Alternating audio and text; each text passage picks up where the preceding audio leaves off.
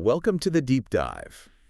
We're cutting through the noise today, looking at a really quite innovative solution to a big problem for large language models, which complex reasoning, right? Especially when they need real-time external knowledge. Exactly. LLMs are, they're phenomenal pattern matchers, no doubt. World class. Absolutely. But they're fundamentally stuck in time, limited by their training data. Right. So if a task needs them to do like a multi-step query, maybe figure out who sang a song, then find where they were born. Or even just find facts from last week. Yeah, they either just fail or maybe worse, they hallucinate. They kind of need to Google something mid-thought. And getting that interaction right is really tricky. It's not smooth at all. So our mission today is to really unpack the research behind this framework called Search R1.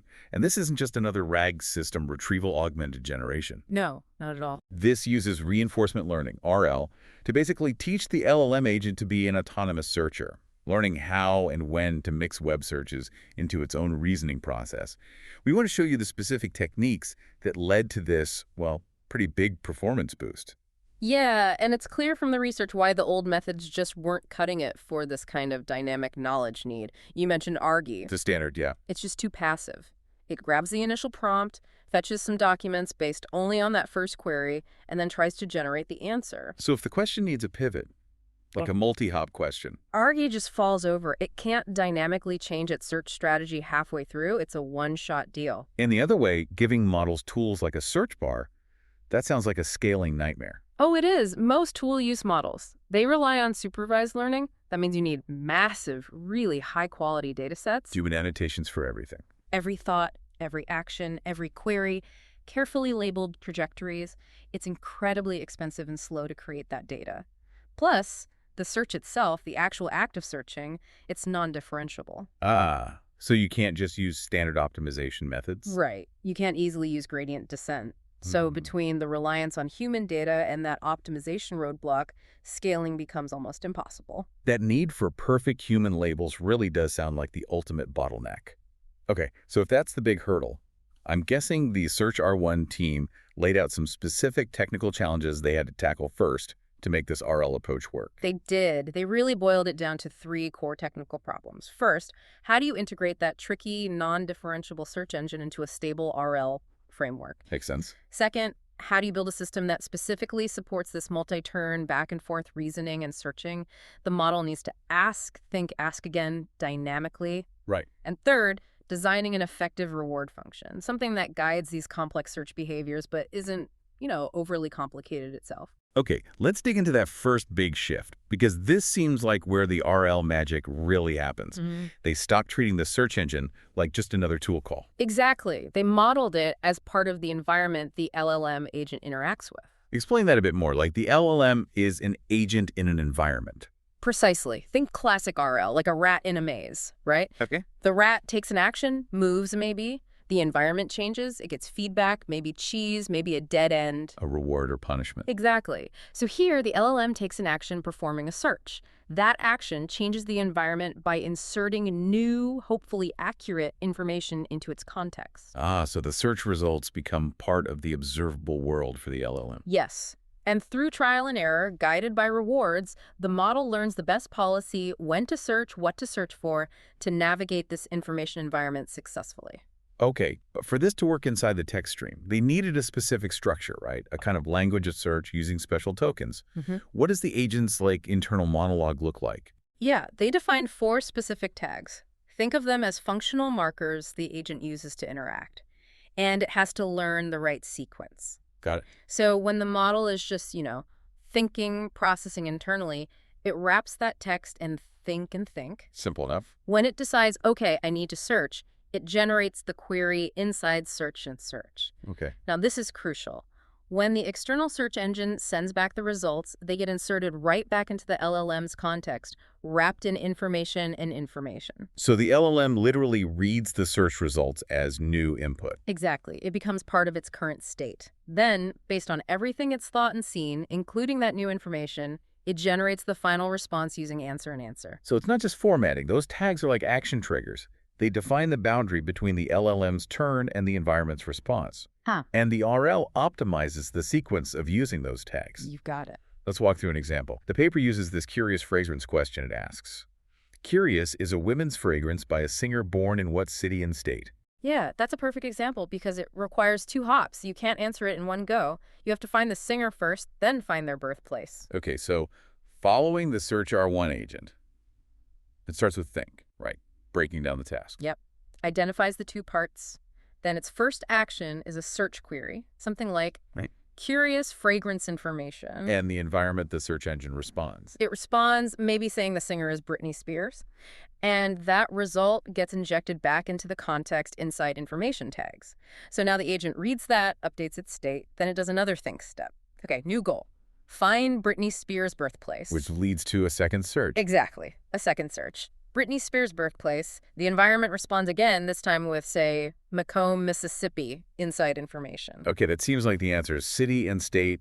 Does it just output that in answer? Here's where it gets really interesting and shows the learned strategy. No, it doesn't stop there. Really? Even though it has the answer, the trained model actually ran a third search query, something like Macomb, Mississippi location. Why? Like a self-verification step. Precisely. It was essentially double-checking the location data, ensuring consistency before committing to the final answer. Wow, that's almost like cautious human behavior. It suggests the RL system actually rewarded being careful, verifying information, not just rushing to an answer. Exactly. It learned that being a bit more thorough, doing that extra check, leads to better rewards in the long run. It's strategic confirmation. Okay, shifting to the RL implementation details, the reward function. You mentioned they didn't use complex process-based rewards. That seems a bit counterintuitive for guiding a complex process like multi-step search. How do they make simple rewards work? It was surprising, but yeah, they primarily used a straightforward outcome-based reward for question answering that usually meant exact match, or EM. So basically, did the final answer and the answer tags match the correct answer, yes or no? Pretty much. 0 reward for wrong, 1 for right. That simple binary signal was actually enough to guide the model towards learning these complex multi-step search strategies. Without needing complex reward shaping. Right. No need for, say, an expensive separate reward model or fiddly handcrafted rewards for intermediate steps. The outcome was enough. But wait, if you only reward the final outcome, isn't there a risk the model learns weird shortcuts or doesn't execute the intermediate steps properly? Why did this simple approach work here? I think it's because the environment interaction is so direct. Yeah. The LLM's actions, its serve queries, directly determine the information it gets back, which directly influences its final answer. Oh, okay. If it takes a bad shortcut, like asking a poor query, it gets bad information, leading to a wrong final answer and 0 reward. That strong negative signal discourages the shortcut next time. The optimization implicitly favors sequences of actions that lead to good outcomes. Okay, that makes sense. But optimizing that sequence, that brings up the stability challenge you mentioned earlier. The whole sequence of tokens includes stuff, the LLM-generated thoughts, queries, the answer. Right, things the policy should control and optimize. But it also includes those information blocks, the raw text retrieved from the search engine. Exactly. And the model shouldn't be trying to optimize that text. That's external data. It's fixed. It's like, the ingredients delivered to the chef. The chef learns how to cook with them, not how they were grown. Precisely. If you just blindly apply the RL optimization update to all the tokens, including the retrieved ones, you introduce massive noise. The gradients go haywire. The model tries to learn from the search results themselves. Yeah, which makes no sense and destabilizes the whole training process. They called it unintended learning dynamics. So how did they isolate the retrieved data? How do they tell the optimizer, ignore these bits? The solution was quite elegant, actually. They used retrieved token loss masking. Loss masking. Yeah. It basically means that when they calculate the loss for the policy update, the thing that drives the learning, they simply set the loss to 0 for any token that came from inside an information block. Ah, so those tokens just don't contribute to the gradient calculation at all. Exactly. The optimization signal is computed only over the tokens the LLM itself generated. The think, search, and answer parts. And that stabilized things. Dramatically. The paper showed clear data on this. Like for their Quen 2.57b model, the average exact match score jumped from about 0.34 without the mask to over 0.43 with the mask. Wow, that's a huge difference. So that masking is absolutely essential. It really is key for making this RL approach work reliably with external information sources. They also looked at which RL algorithm to use. They compared PPO, proximal policy optimization. Which is known for being pretty stable. Right, against GRPO, group relative policy optimization, which can sometimes learn faster. And what was the verdict there? GRPO did seem to converge a bit faster early on, but PPO was much more stable over the long haul. What happened with GRPO? They found it sometimes suffered from reward collapse later in training, where performance would suddenly tank. Not what you want when learning complex strategies. Definitely not. So PPO was the clear winner here. Even if it was a bit slower, that stability was crucial for reliably learning these sophisticated search behaviors. Stability over speed in this case. Okay, so we've covered the clever engineering, the RL setup, the stability tricks. What about the payoff? What were the actual results on those hard multi-hop QA datasets? The results were really quite strong. Across the 7 different QA datasets, they tested diverse tasks. The Search R1 framework got an average relative improvement of 24%. 24%. For the bigger model. Yeah, for their 7 billion parameter model. Yeah. And even the smaller 3 billion parameter model saw a 20% relative improvement. And that's compared against strong RAG baselines. And these weren't just simple lookup tests, right? These included tough datasets like Hotpot QA, Music, 2Wiki multi-hop QA. Exactly. The kinds of data sets specifically designed to need multiple steps of reasoning and information gathering. The gains were consistent there too. That's impressive consistency. Another really interesting finding was about model size. They saw that the larger 7B model showed a much larger performance gap over RAG compared to the smaller 3B models. Meaning the benefit of Search R1 grows with model scale. It suggests that, yeah, the ability to effectively learn how to search and integrate information seems to scale well. A more capable base model becomes a much more capable search agent when trained with this RL framework. That makes a lot of sense. You probably need that base model horsepower to do the complex reasoning between the searches. I also thought the observation about training dynamics was revealing figure 2D in the paper. What happened with how often the models used the search tool? That was fascinating.